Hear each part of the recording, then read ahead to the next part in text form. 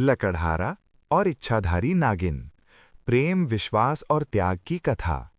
घने जंगलों से घिरा हुआ चंद्रवन नाम का एक छोटा सा इलाका था।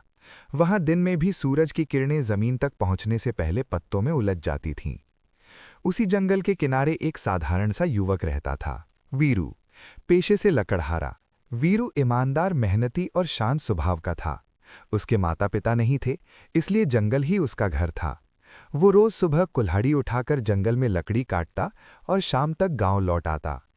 गांव वाले कहते थे, इस जंगल में मत जाया करो, वहां कोई नागिन रहती है, इच्छाधारी। लेकिन वीरू इन बातों पर विश्वास नहीं करता था। पहली मुलाकात। एक दिन शाम को जंगल में अचानक अंधेरा घिर आया। तेज हवा चलने लगी। वीरू रास्ता भटक गया।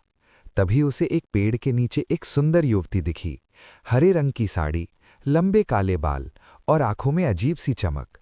वो दर्द में कराह रही थी। वीरू घबरा गया पर बोला, बहन, आप ठीक तो हैं? युवती ने धीमी आवाज में कहा, मुझे सांप ने काट लिया है, कोई दवा? वीरू बिना सोचे समझे उसे अपने कंधे पर उठाकर अपनी झोपड़ी ले आया। उसने जड़ी बूटियों से इलाज किया और पूरी रात उसकी देखभाल करता रहा। सुबह होते होते युवती ठीक हो चुकी थी। उसने मुस्कुराकर कहा, मेरा नाम नागेश्वरी है, तुम बहुत अच्छे हो वीरू। वीरू को अजीब लगा, लेकिन उसने कुछ नहीं पूछा। सर्प का रहस्य खुलना। अगले कई दिनों तक नागेश्वरी जंगल में बार बार मिलने लगी। कभी फूल देती, कभी फल। धीरे धीरे दोनों में मित्रता हो गई। एक अमावस की रात जंगल में अचानक अजीब सी हलचल हुई। पेड़ों के बीच से एक विशाल नाग निकला। वीरू डर गया। तभी वही नाग अचानक रोशनी में बदल गया और उसके सामने नागेश्वरी खड़ी थी, आधी स्त्री आधी नागिन। वीरू पीछे हट गया।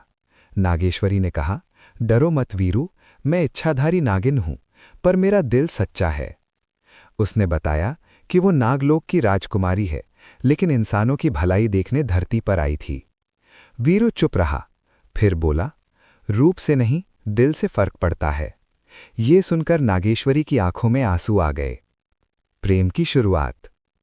समय बीतता गया। वीरू और नागेश्वरी का प्रेम गहरा होता गया। वे अक्सर नदी किनारे बैठकर बातें करते। नागेश्वरी ने कहा, अगर नागलोक को पता चला तो वे मुझे वापस ले जाएंगे। वीरू बोला, तो क्या हम अलग हो जाएंगे? नागेश्वरी चुप हो गई। संकट का समय। एक दिन गांव में खबर फैली, जंगल में नागिन है, सबको मार डालो। कुछ लालची लोग जंगल में आग लगाने लगे। नागेश्वरी ने वीरू से कहा, अब मुझे जाना होगा, अगर रुकी तो गांव नष्ट हो जाएगा।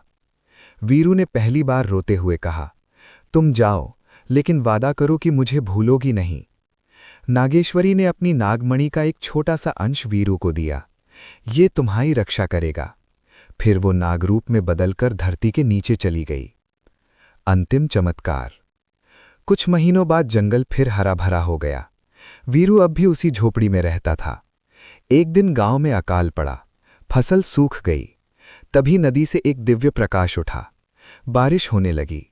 लोगों ने देखा, नदी के बीच नागलोक का द्वार खुला और नागेश्वरी की आवाज आई, ये जंगल और ये गांव अब सुरक्षित हैं।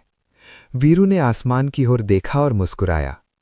उसे समझ आ गया, सच्चा प्रेम साथ रहने से नहीं, एक दूसरे की भलाई चाहने से होता है।